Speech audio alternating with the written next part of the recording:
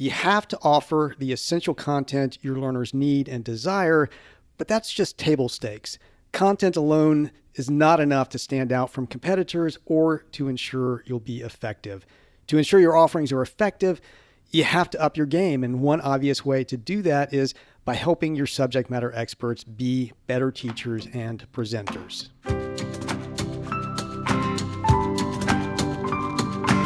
I'm Jeff Cobb. I'm Celisa Steele, and this is the Leading Learning Podcast. In today's episode, number 291, we're going to talk about upping your learning business's game by improving the efficacy and impact of the experts you use.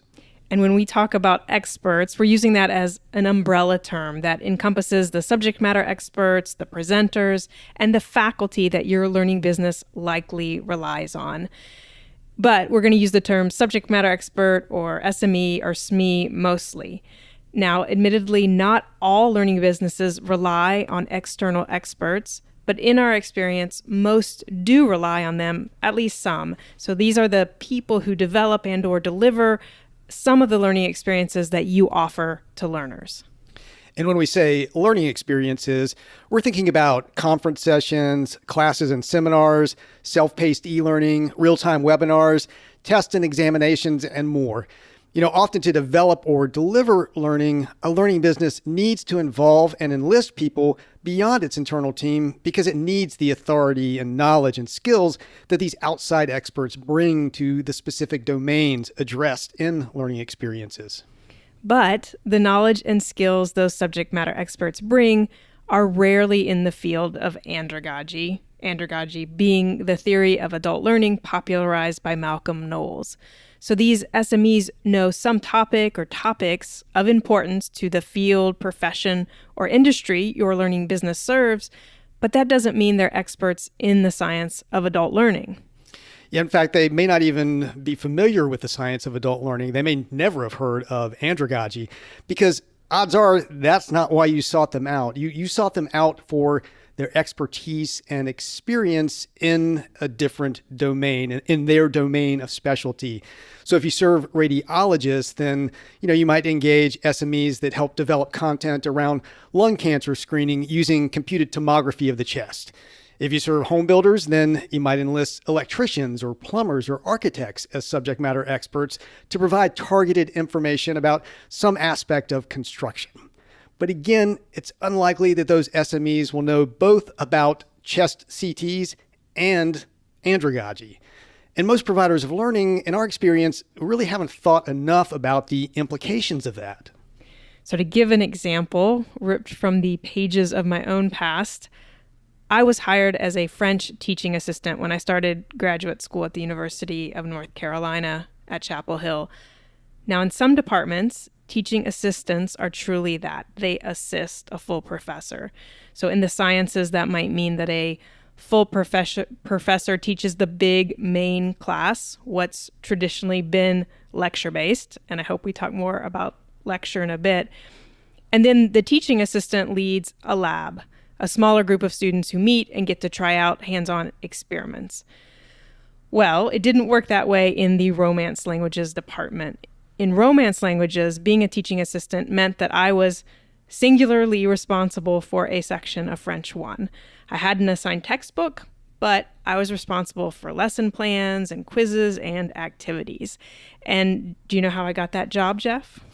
Well, I definitely have some guesses, but I'll just ask, how? By recording on a cassette tape me reading a prescribed text in French. It was just a few minutes long, maybe even only 2 minutes long. Then presumably someone listened to that tape that they received via the U.S. mail, looked at my college transcript of French classes, I had some study abroad, and that was sufficient to get me hired.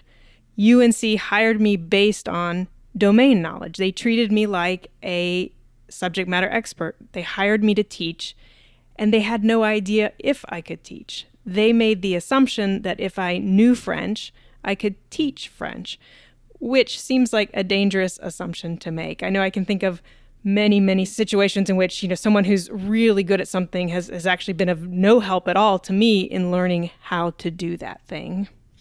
I'm right with you there. I had a very similar experience, multiple experiences actually, at the same institution of being, as you noted, sort of put up in front of a classroom with the assumption that, well, A, that you've got the experience in the domain to do it. I'm not even sure they really checked that in my instance. But I had experience in language. I had experience in literature, which are the topics that I was teaching. But like you, I really had no experience, had not been educated at all in the science of learning, of how to teach adults, young adults in that case. So, thank you to all those students who put up with me, and I hope learned something in the process all those years ago. Well, I think one of the flaws of assuming that because someone knows something, they know how to teach it, is that a lot of us have actually had subpar learning experiences. I mentioned the big lecture class. And that's definitely been a staple in higher education and even K-12 for a long, long time. I do feel like there's been some progress more recently to make learning more experiential, more personalized, using tech tools or project-based learning, where learners get to choose projects. But I still think there's an awful lot of pure lecture, which we know isn't as effective as more targeted and more interactive experiences. Yeah, not to knock the lecture completely, because there are definitely good lectures and bad lectures, and I think we tend to throw the baby out with the bathwater and kind of condemning all lectures. But it's still true that on the whole, we know that more learner engagement means more retention, and retention is essential if the learner is going to apply what she's learned. Actually take that the information, the knowledge that's shared in whatever the type of learning experience it is, and actually take that back into her life and take it back into her work and make something happen with it, which, just too often is not the result with a lot of the continuing education and professional development experiences that we see the average subject matter expert put together. Well, yeah, and you make a good point about there definitely being good lectures as well as bad lectures. I mean, there are whole businesses built around good lectures. I mean, you spoke with Stephen Tragus of One Day University, and obviously they've built a business around good lectures. And I think there's an issue too, that just knowing that projects and activities are maybe more engaging or better than, pure lecture, that still doesn't necessarily mean that the learning experience will be that much more effective, because just as there are good and bad lectures, there are good and bad activities. And I'm guessing that most listeners can think of at least one time, if not a whole slew of times, where they've been asked to complete some activity during a session or in a class, but that activity didn't really contribute to their learning. Yeah, I mean, one that I hear people kind of groan and complain about all the time if you're in the halls of a conference talking to people about sessions is what I characterize as sort of the traditional discuss among yourselves group activity where, the presenter just sort of lobs the topic out there and says, have some discussion about this at your table. But there's no real clear purpose, no real structure or goals have been set around that discussion, no guidance as to how the learners might take whatever the topic is. And again, apply it back into their lives. I mean, that's certainly the implication, what the presenter wants the people in the room to do, but how to get them to do that, to give them the path to doing that, just really isn't presented. And so you get people sitting around talking for a little bit and then twiddling their thumbs and staring at the ceiling, or maybe one person dominating the conversation is probably the most typical thing that happens. But whether any actual learning comes out of that type of activity, mostly people just learn to hate that type of activity. Well, I think that type of activity also has been showing itself in the virtual realm as well. I think the breakout rooms, people think, Zoom webinar isn't interactive enough. We're going to have breakout rooms for discussion. But again, if it's not structured, if you aren't actually giving people thought-provoking questions and time to reflect, and then get them to engage, it really can just fall absolutely flat and be no more effective, than pure lecture. And so, to kind of sum up what we've been talking about, not only do subject matter experts likely not have training in adult learning theory, they're likely to draw on their own experience in school and then in other learning situations when they're trying to develop or deliver their own content. And those examples from their own experience may not be worth copying. The problem with, SMEs starts in, K-12 education. Think about that algebra teacher who knows all the equations, but doesn't know how to interest or engage their high school students in the class. You see that kind of thing all the time. And part of the issue there may be what's typically called the curse of knowledge.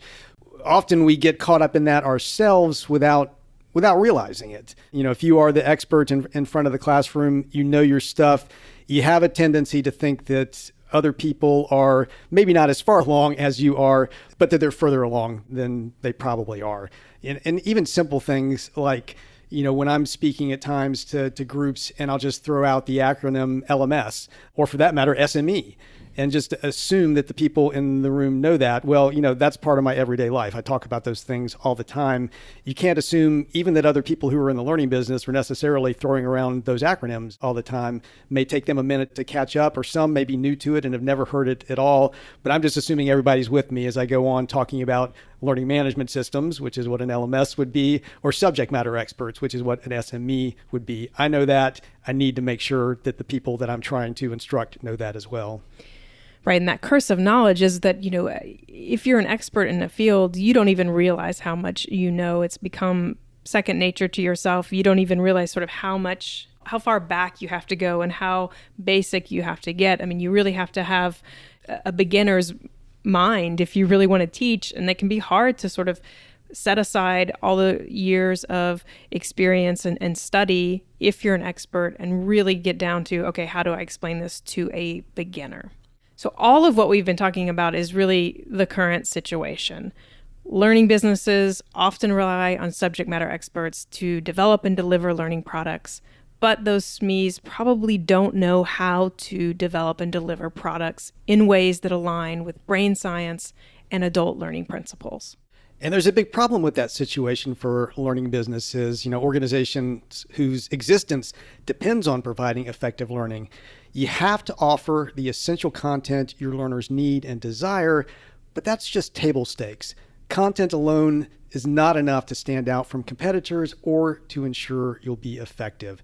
To ensure your offerings are effective, you have to up your game. And one obvious way to do that is by helping your subject matter experts be better teachers and presenters. Good learning technology is also important in ensuring your offerings are effective. WebCourseWorks is a learning technologies company with an ever-evolving learning management system, CourseStage. CourseStage LMS is leveraged by organizations of all sizes to build a learning business and track education outcomes for proven success. Download the WebCourseWorks guide, 4 Ways an LMS can help build a revenue-generating learning business, and learn how your organization can leverage a learning management system to generate revenue for your learning practice. Get the guide at webcourseworks.com/for-LMS-revenue-models. We encourage you to check out WebCourseWorks, and you can find a link to the guide, 4 Ways an LMS Can Help Build a Revenue-Generating Learning Business, in the show notes for this episode at leadinglearning.com/episode 291. So that's the situation and the problem. But of course, where there are problems, there are very often opportunities. True enough. And there is an opportunity here, and it's one that you and we have been talking about for a number of years now. Yeah, that's true. I mean, going back more than a decade with our consulting experience, one of the initiatives that we've typically recommended to organizations, particularly those that are delivering learning as part of events, online or off, is to institute what we've characterized as a SME excellence initiative, or subject matter expert excellence initiative, which really is just, around providing good tips, good guidelines, maybe some brief training around what some of those best practices are in instructional design, what some of the core concepts are in adult learning, to try to get them to put them to work in the presentations that they're creating. And we've seen some organizations embrace that, some that we've worked with, some that we haven't. And I think kind of mixed results on how that actually turns out. And we'll talk about that a little bit, that it's one thing to suggest to subject matter experts that this is valuable. Getting them to really embrace it and doing it can require a little bit more. But if you think about how essential it is for a learning business to know that its learning products are effective because its reputation is really staked almost entirely on the effectiveness of those learning products. I mean, if you take that into account, then it really makes perfect sense to invest in support and or education for subject matter experts. Because if you're going to use those folks in developing and delivering your products and services, you want to make sure that what they're putting out there is backed by the science of adult learning. And it's a good point, Celisa. I mean, depending on the situation, support may work as well or even better than education or training. So, if you're developing a self-paced e-learning course, for example, then pairing an instructional designer with a subject matter expert can work perfectly well. That might be the right thing to do there. But if you need the subject matter expert to be, solo or center stage during the design and or delivery of the learning experience. So, for example, in the case of the typical conference session or webinar, then you're really going to need to teach them to fish, to teach them effective science-backed approaches to apply. And along with that, point out some of the debunked approaches to avoid, but that unfortunately get used all too often. Well, yeah, I think we still hear far too much about learning styles, this idea that there are visual or auditory or kinesthetic learners. But really what the science shows is that, yeah, people might have preferences, but there aren't, strict styles. And so it's not like you have to present content this way for, quote, visual learners and another way for, quote, kinesthetic learners. Really, again, people might have preferences, but we've actually discovered that really most people benefit from experiencing kind of content or skills or knowledge along multiple domains. So maybe both seeing something as a visual and then reading about it or hearing it talked about.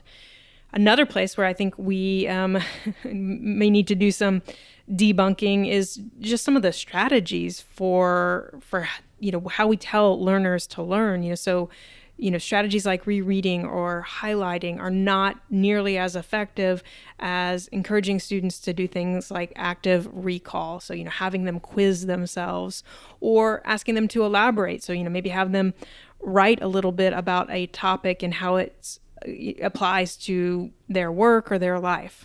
Yeah, and subject matter experts are often unconsciously reinforcing some of those things like rereading things and highlighting things and not thinking enough about the role they can play in providing practice opportunities, in structuring learning so it's spaced out over time, which we know is just so incredibly important, and really putting the effort as they create their presentations into how are they going to effectively gain and sustain the learner's attention? How are they going to maintain relevance? How are they going to promote that participation that is so important to the learning ultimately being effective? And so, we've been talking about there's this problem of subject matter experts as ineffective educators, or at least ignorant educators. They don't really know how to do it. And then there's this opportunity to help subject matter experts be better educators. And so I think, the question, and Jeff, you began to get into it a little bit a minute ago, but, the question then is, why aren't more learning businesses getting in on this opportunity to help their subject matter experts be better educators? Right. Yeah, I think there are two issues.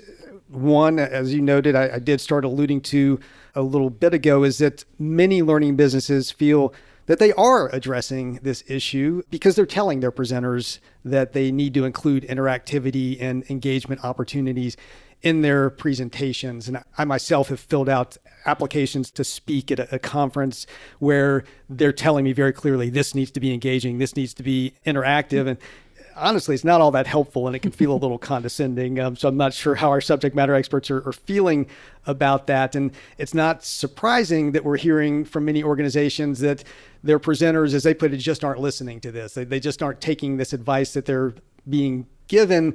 But of course, we know that's going to be true if we borrow the words of Harold Stolovich and Erica Keeps, who, as they put it, telling ain't training. There's just too much telling going on. So how are we going to model? How are we going to show people how to do this effectively? So that's one issue. We're telling experts this needs to happen, but the experts are just saying, yeah, and they're going on with what they're doing.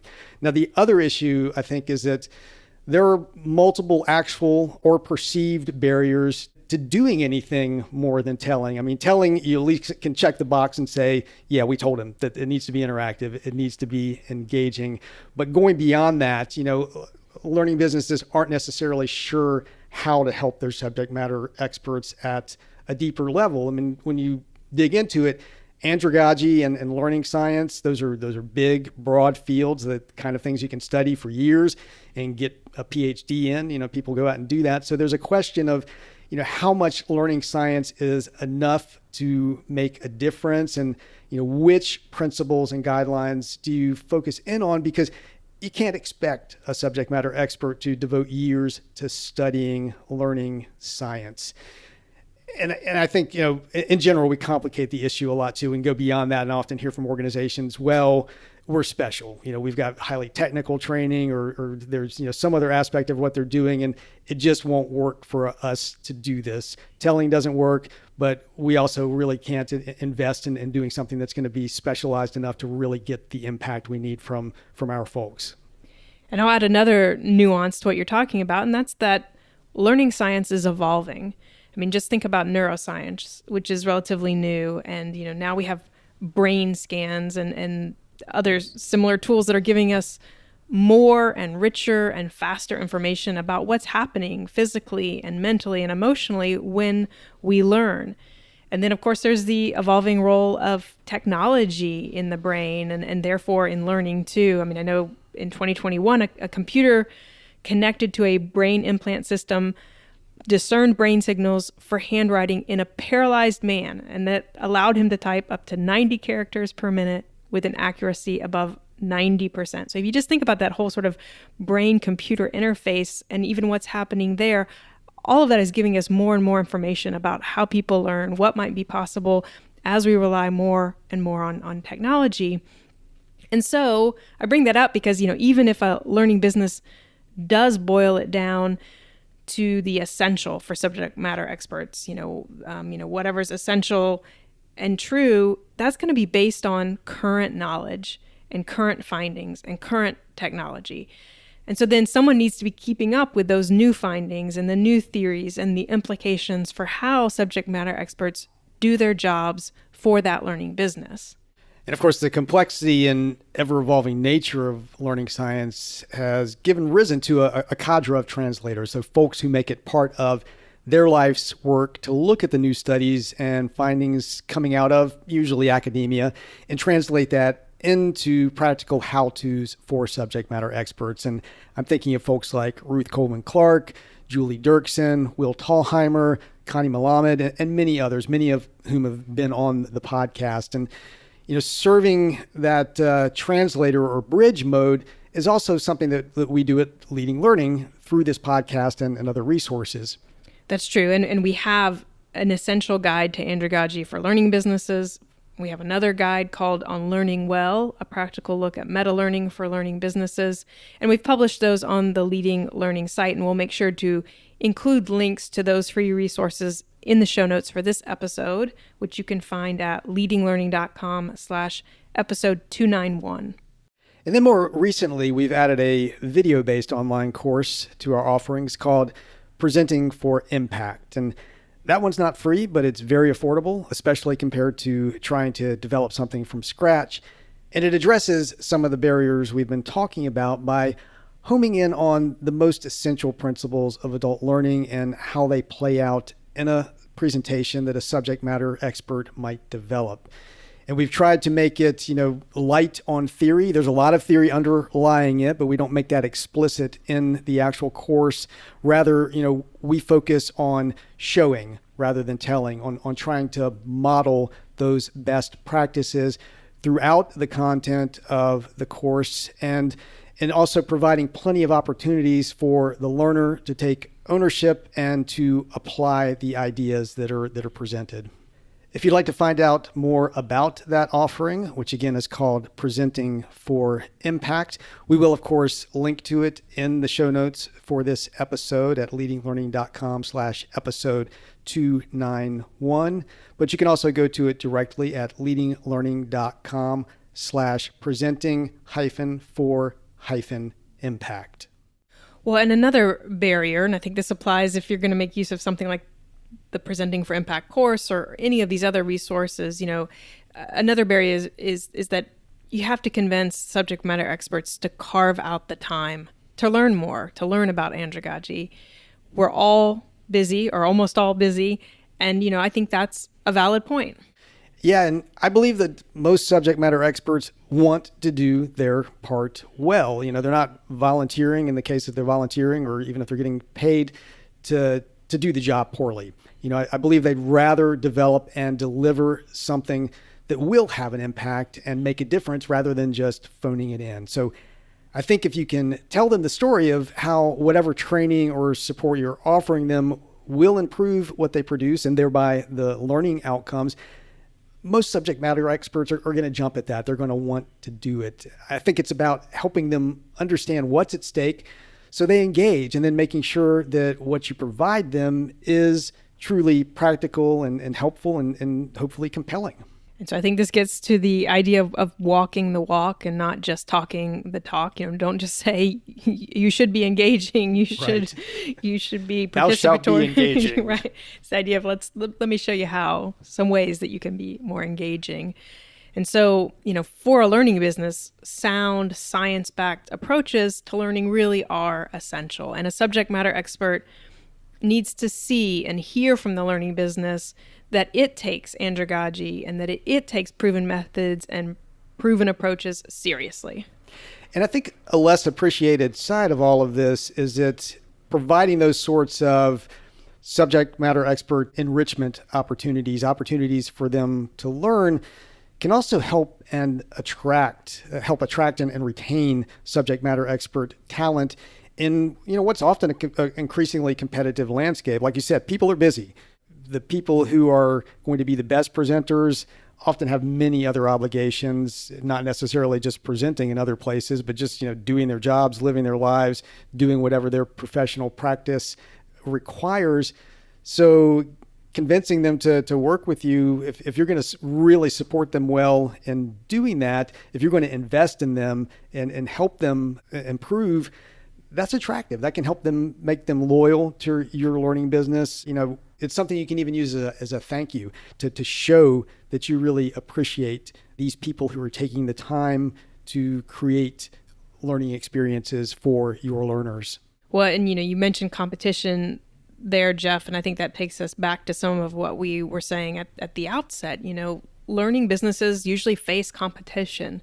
So investing in subject matter excellence or enrichment, that helps to combat competition in two ways. One, it makes the learning products you offer better.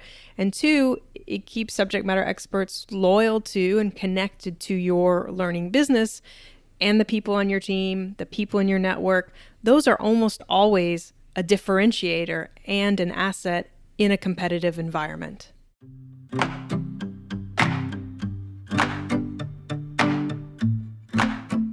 That's a look at the essential role subject matter experts play in most learning businesses and some thoughts on what you can do to best support subject matter experts. For full show notes and other resources to help you up your learning business's game by investing in your subject matter experts, please visit leadinglearning.com/episode 291. At leadinglearning.com/episode 291, you'll also see options for subscribing to the podcast. We hope you will subscribe if you haven't yet. Subscription numbers give us some visibility into the impact of the podcast. We'd also be grateful if you'd take a minute to rate us on Apple Podcasts. Celeste and I personally appreciate it, and reviews and ratings help the podcast show up when people search for content on leading a learning business. Go to leadinglearning.com/Apple to leave a review and rating. Lastly, please spread the word about Leading Learning. In the show notes at leadinglearning.com/episode 291, you'll find links to connect with us on Twitter, LinkedIn, and Facebook. Thanks again, and see you next time on the Leading Learning Podcast.